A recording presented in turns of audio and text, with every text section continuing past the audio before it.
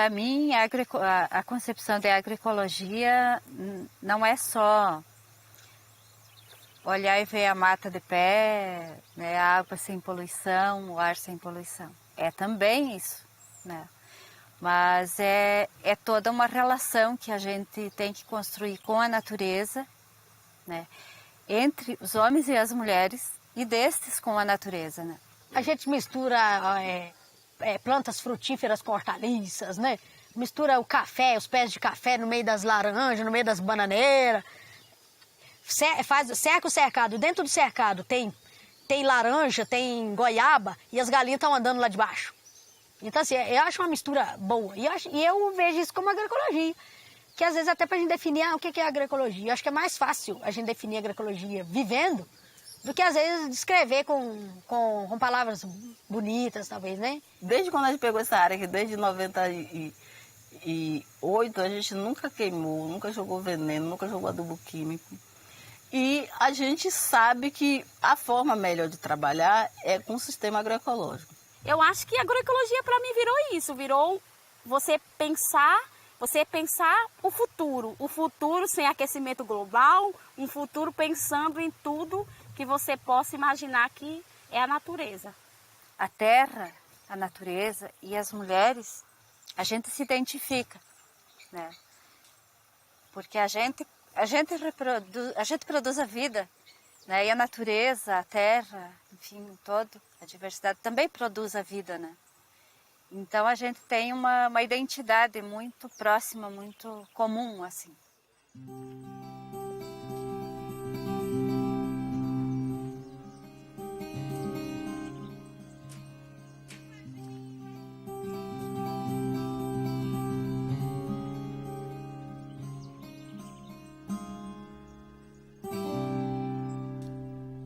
Nós tinha muito sapo na horta, um exemplo só que eu estou dando. Tinha muito sapo na horta, as mulheres tudo começaram, vamos tirar os sapos para fora. Começou a dar o desequilíbrio porque os grilos começaram a comer todas as folhas da beterraba. Quer dizer, a gente tirou um predador natural.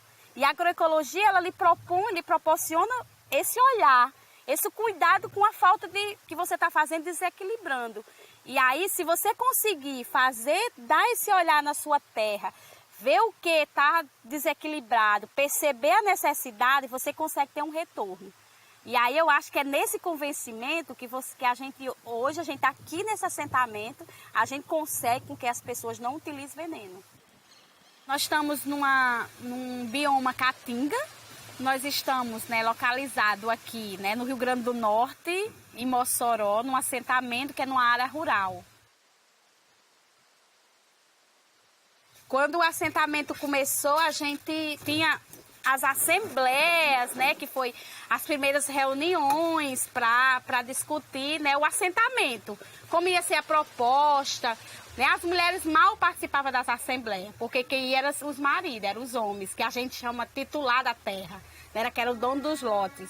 A gente foi capacitada por uma entidade que só trabalhava por mulheres, né? Eu acho que esse encontro ele surgiu nessa época, né, em 85, que foi quando a gente criou o grupo de mulheres decididas a vencer aqui no assentamento, que a gente começou a entender os nossos direitos e os nossos deveres.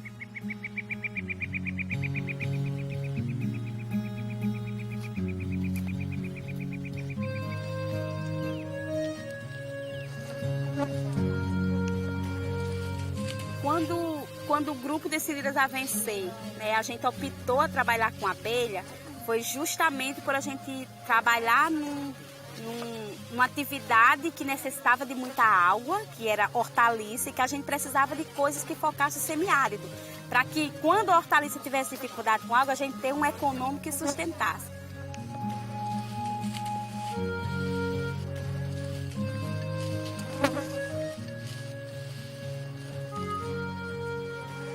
Eu posso dizer que minhas abelhas, as abelhas que vai 500 metros de voo, ela não vai encontrar veneno aqui nessa propriedade de Mulunguzinho. Porque eu sei que os agricultores e que as pessoas não botam veneno nas produções daqui. Eu consigo hoje dizer isso. E aí nós temos tanto a polpa como doce e o mel que a gente vendemos tanto na Rede Chique Chique, através da Rede Chique Chique, a consumidor mesmo direto, como vendemos também alguns restaurantes que a gente tem relação, como também para a política pública, seja PAA, PENAI. E aí hoje nosso pilar sustentador dessa rede é a agroecologia, economia solidária e feminismo. A rede ela bebe muito dos frutos dos grupos de mulheres organizados, por isso que a questão do feminismo ela é permanente dentro da Rede Chique Chique. E nós, do Movimento de Mulheres, a nossa organização trabalha para que a mulher vá para o mundo público, né? E que isso foi algo que foi tirado de nós há muito tempo, é histórico isso, né?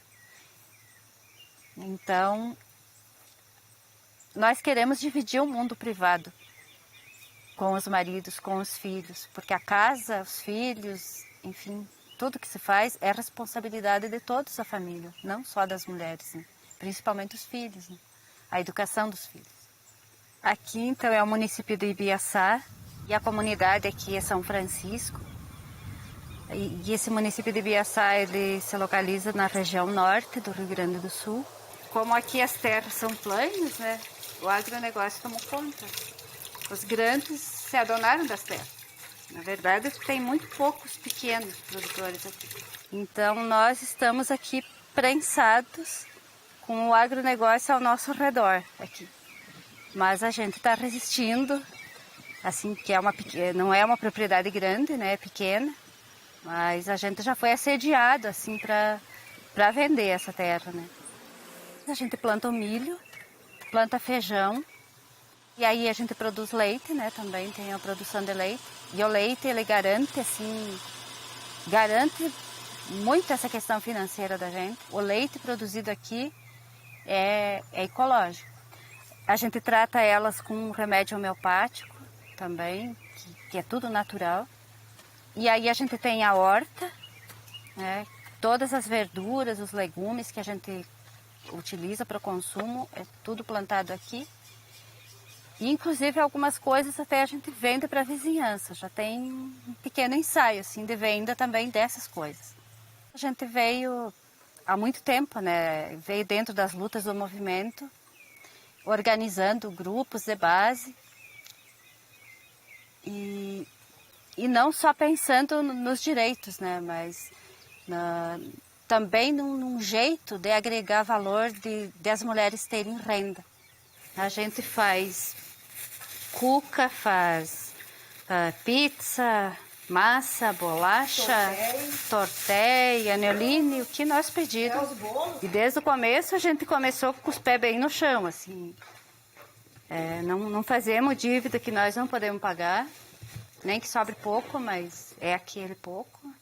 Na verdade, esse pão, ele é parte dessa comercialização que a gente está construindo dentro do programa camponês, numa organização que a gente está fazendo e que a gente é pelo PENAI, que é o Programa de Merenda Escolar.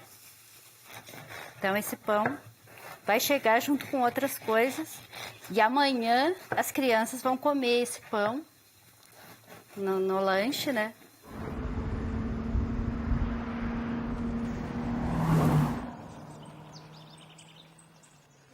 E a cooperativa está tendo um papel muito importante para nós, porque abriu a porta, né, para a gente poder dar os primeiros passos nessa questão da comercialização. A cooperativa tem as suas demandas, né, os pedidos que vêm das escolas, porque isso tem toda uma questão legal nessa lei da merenda escolar, de que tem que ser grupos formais, no caso associações, cooperativas. Então, que pode fazer essa entrega, né, da merenda. Morar aqui na roça, né, que a gente fala é roça mesmo, né, é muito bom, porque a gente tem essa liberdade mesmo de trabalhar, né, igual muita gente às vezes prefere trabalhar na cidade, trabalhar fechado. Só que todo dia tem que estar lá, como diz, bater cartão mesmo. Aqui a gente consegue administrar o nosso tempo, com o tempo também da natureza, com o tempo de Deus. Se hoje está muito quente, não dá para eu mexer na horta, eu deixo de mexer na horta hoje. Vou mexer com o serviço dentro de casa, por exemplo, e amanhã eu mexo na horta. Se não dá para eu plantar um alface hoje, que está muito quente, eu espero chover de repente, espero o tempo mudar, e eu consigo fazer isso. E se eu estiver trabalhando lá, né, numa empresa, tem um patrão, e eu não posso botar chuva, sol, eu tenho que ir. Às vezes tem dificuldade para chegar até o trabalho, tem que ir de qualquer maneira. E aqui não, é muito tranquilo, sem contar que lá, os outros trabalhos dá um certo estresse, e aqui é pelo contrário, acho que a gente consegue uma terapia.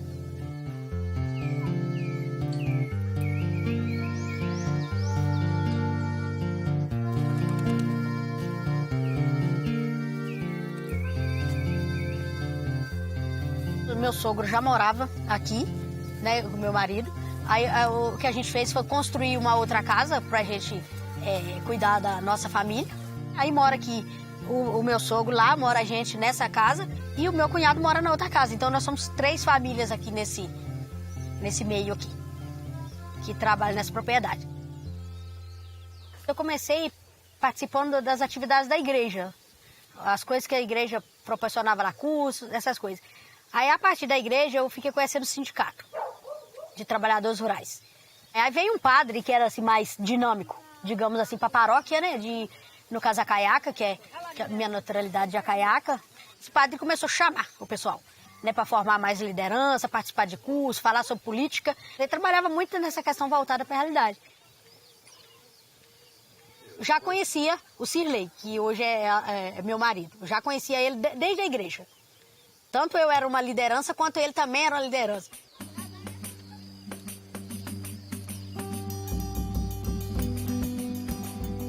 Antes do almoço, né, tem que orientar as crianças na tarefa de escola.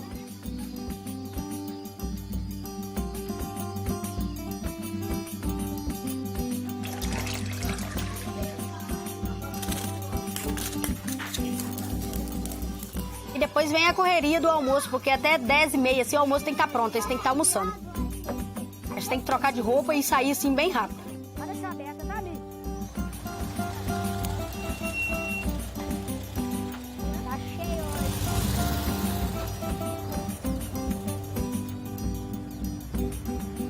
hoje. Geralmente a gente gosta do trabalho de casa, mas ninguém gosta de ficar só dentro de casa. Às vezes a gente gosta mais do trabalho da natureza mesmo, de ir pra fora de casa mesmo, de ter esse contato lá. É independência, né? E o trabalho na roça traz essa independência pra gente.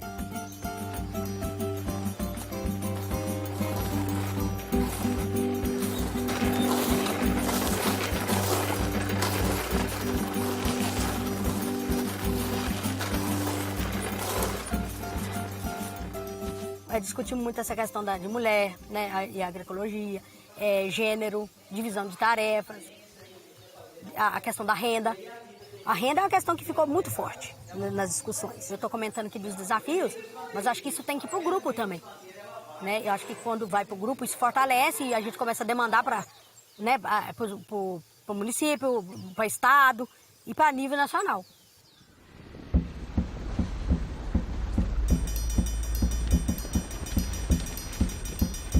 Temos muitas companheiras que elas têm força, têm vontade, mas se confronta com as barreiras muito recentes no dia a dia, que é o número de filhos principalmente, analfabetismo, que é o índice é muito alto, principalmente as mulheres agricultoras familiares, pouquíssima sabe ler e escrever, mas preocupação muito grande é na hora da tomada de decisão, dela estar dizendo assim que eu vou fazer isso, ou nós vamos fazer isso, e aí tem um superior que diz, isso você não faz.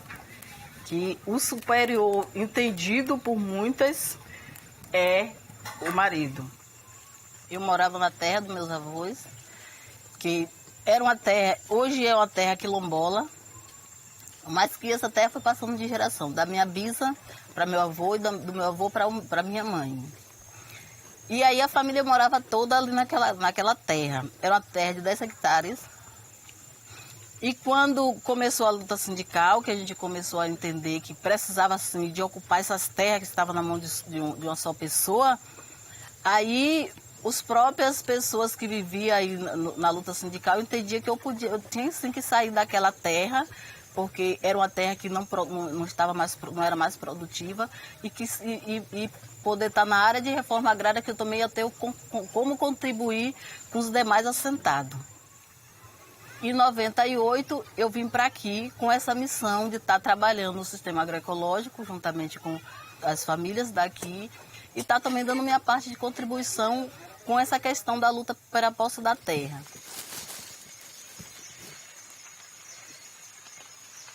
Aqui nós estamos numa área, num lote individual da família. Então, foi pego esse lote aqui em 99. E aqui essa parte, nós estamos aqui numa parte que a gente trabalha, que a gente chama de sistema agroecológico. Quando a gente começou a trabalhar a família nessa atividade, muita gente dizia até que a gente era louco e ia morrer de fome. Mas, honestamente, eu posso dizer com toda a segurança, a gente tira a grande parte da nossa renda exatamente dessas partes das áreas que é diversificada, que é o manejo, que é a feira, porque a gente consegue tirar o salário mínimo por mês da feira.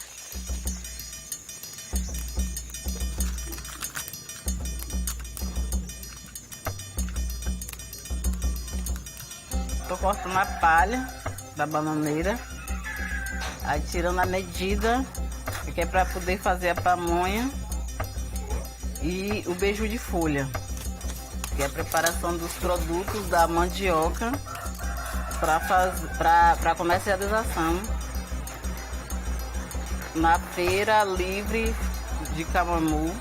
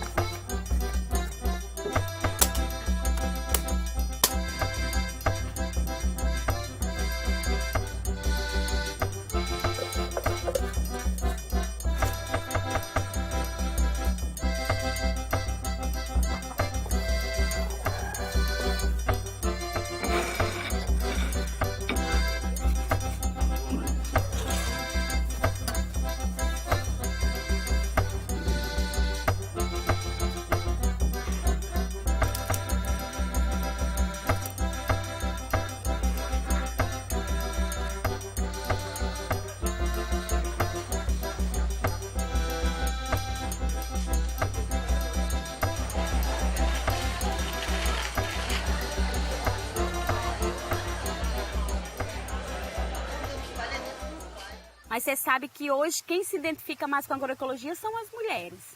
Por mais que isso nas pesquisas não saia. Por quê? Porque é ao redor de casa. Porque o que é que a agroecologia faz? Faz com que as pessoas também não enxerguem. Porque ela que traz a fruta, ela que traz a verdura, ela que traz algum dinheiro extra, né? Que faz toda essa história do rodízio, né? Da história da diversidade. Por isso que ela encanta primeiro as mulheres. Então, aqui é minha horta. Nós vamos começar a ver o que eu ganho deixando de gastar. Se eu fosse buscar isso lá no mercado lá fora, eu ia estar gastando e não ia estar trazendo um produto de qualidade. Eu não estava sabendo exatamente a origem daquele produto. E aqui eu sei a origem do meu produto, o que eu ponho nesse produto e o que a gente está comendo. Então, aqui é couve chinesa, né? Tem umas que tá mais lento, né?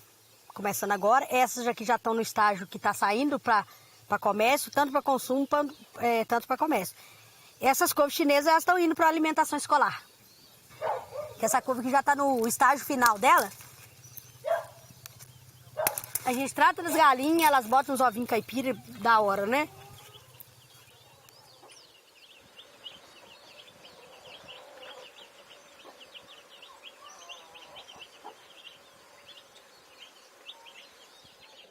E a gente acredita que tem que ter diversidade dentro da propriedade, né?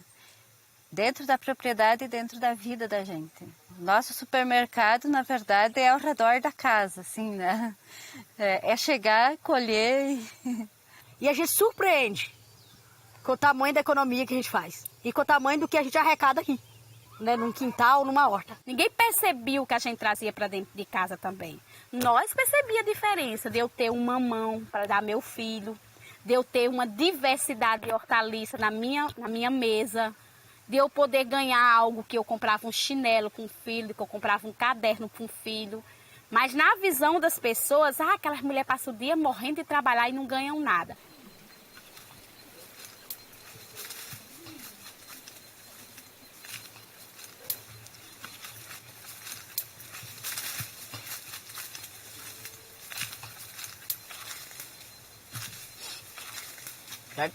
Aqui é a mandiva.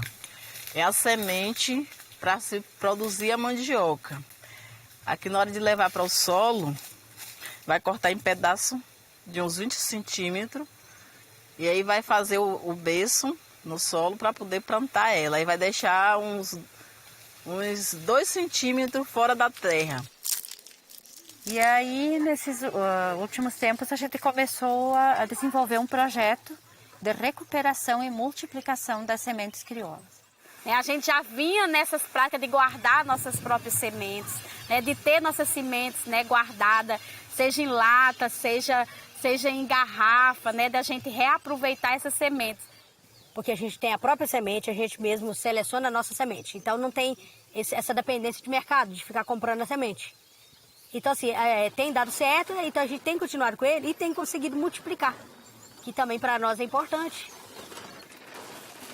Sem contar, para a gente não perder aí esse contato com a semente aí, porque senão a gente vai perdendo também, né? Aí vai chegar um ponto que a gente não vai ter a semente nossa, né? A nossa semente.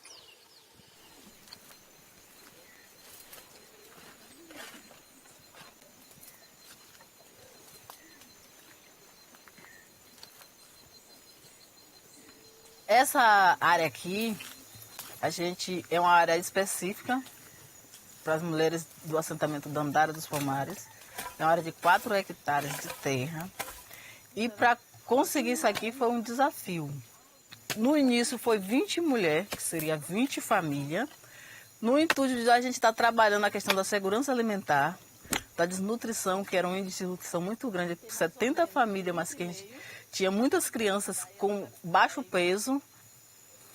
E para fazer o plantio, a gente precisa estar fazendo essa planta, ter esse carinho, igualmente a gente cuida de qualquer uma outra ser vivo.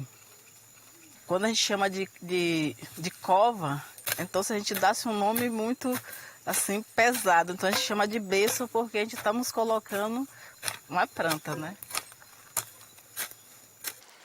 Quando a gente começou, as mulheres tinham mais uma situação. No dia que ela vinha para a roça, o marido dizia assim, ela tem que ficar em casa, ou você leva os meninos, porque no início ela tinha que trazer os meninos para a roça. Então hoje mudou, porque hoje ela consegue ter um ver diferente, ela consegue ir para a feira vender sua produção, consegue botar seu dinheiro no bolso e ela mesma administrar o dinheiro que ela conseguiu e ela está com sua autonomia dentro da família, principalmente para estar discutindo com o esposo em casa e com os filhos, porque para a gente fazer um trabalho desse, a gente também faz esse momento de conscientização, a gente tem que estar discutindo com os filhos, com o marido, para depois a gente estar conversando com a comunidade de que forma que a gente estamos trabalhando. Porque nessas minhas andanças, nem sempre a gente consegue o apoio dos filhos, né? E as minhas filhas, elas não me apoiam muito na minha luta, não. Só que elas também são independentes. E aí, às vezes, eu digo para elas, esses dias ainda eu disse para uma delas, tu só é assim porque eu não fiquei em casa fazendo tudo para você, né? Daí, de vez em quando, ela vem com a reclamação de que eu saía, que elas ficavam em casa. Por exemplo, a minha filha mais velha, ela menstruou, eu não estava em casa. Então, isso para ela marcou, dói para ela isso. Mas não foi uma novidade para ela. Ela sabia, né? A gente já tinha conversado sobre isso. Eu acho que esse conflito do ser mãe, ele está em todos, quem seja feminista ou quem não seja, que você tem que deixar seu filho para poder trabalhar fora, por necessidade, não por militância. E na militância a gente sente a mesma coisa. E daí é muito mais fácil para as mulheres irem lá num encontro que vai aprender a cozinhar, a fazer um artesanato ou qualquer coisa. elas vão ter apoio dos maridos para isso, né? E elas vão lá, elas voltam com a mesma cabeça, com as mesmas ideias, né? Não muda a consciência. E o movimento de mulheres tem esse outro lado, que quem vai no movimento de mulheres volta diferente, volta pensando diferente. Então é difícil para ir, aí a família não deixa ir, o marido não deixa, a sogra não deixa, sabe? Porque aí é a vida do meu filho que vai complicar, né? Acredito no movimento que ele não só discute a questão das mulheres, mas ele discute a economia solidária, ele discute a agroecologia, ele discute a questão social, não só o direito à saúde de mulher. Eu acho que a gente está dentro do movimento, a Marcha Mundial de Mulheres, que discute desde a relação do espaço local até o global, de como a política, né, ela faz diferença na vida da gente. Eu acho que a gente precisa avançar um pouco mais no planejamento da produção. Tanto nós como agricultores de nos organizar melhor. A escola também já tem escola que já está mandando com uma certa antecedência. Acho que tem escola que já conseguiu colocar, tipo, digamos, um cronograma para o ano inteiro. Aí isso facilita.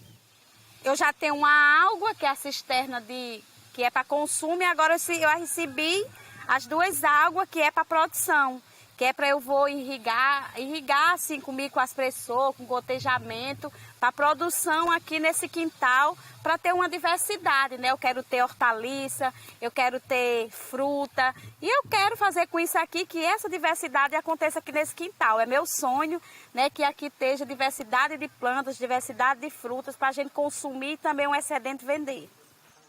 Aqui é a construção da agroindústria Delícias Camponesas. Esse é o nome da nossa agroindústria. Os idealizadores e idealizadoras dessa ideia foram as mulheres, nós mulheres. No caso, é um grupo do movimento de mulheres camponesas. A gente acredita que a autonomia das mulheres, elas vão construir também a partir disso, a partir delas terem uma renda dentro da família, uma renda que seja só delas, né? Que elas administrem isso, desde a produção e até, né, a venda, a comercialização.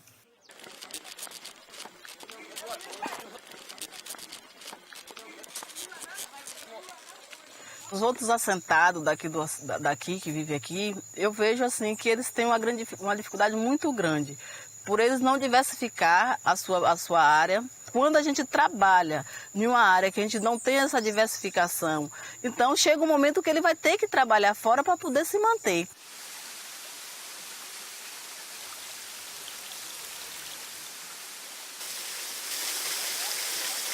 Discutir agroecologia vem ao encontro disso tudo, sabe? Da gente refletir e pensar, né, o que a gente pode fazer para que mudem essas relações. Que é uma mudança cultural que tem que acontecer. Porque a cultura é algo que se constrói, né? E foi construída toda uma cultura de exploração. De explorar as mulheres, né? E de explorar a terra, explorar a natureza. Tirar tudo, né? Sugar tudo. Tudo tem que virar lucro. E as mulheres da mesma forma, porque a gente deu sustentação para esse modelo capitalista, machista que está aí, né? A gente deu sustentação. A gente produziu os filhos para trabalhar, para ser mão de obra barata, né? A gente educou os filhos para isso. Eles nos educaram para que a gente educasse os filhos para obedecer, né? E aceitar toda a dominação. Então, nós acreditamos que só nós podemos mudar isso. Nós temos que mudar dentro de nós essa concepção de obediência que está cravada dentro de nós, que foi construída dentro de nós. Então nós temos que desconstruir toda essa cultura. E isso às vezes poderá ir gerações, né?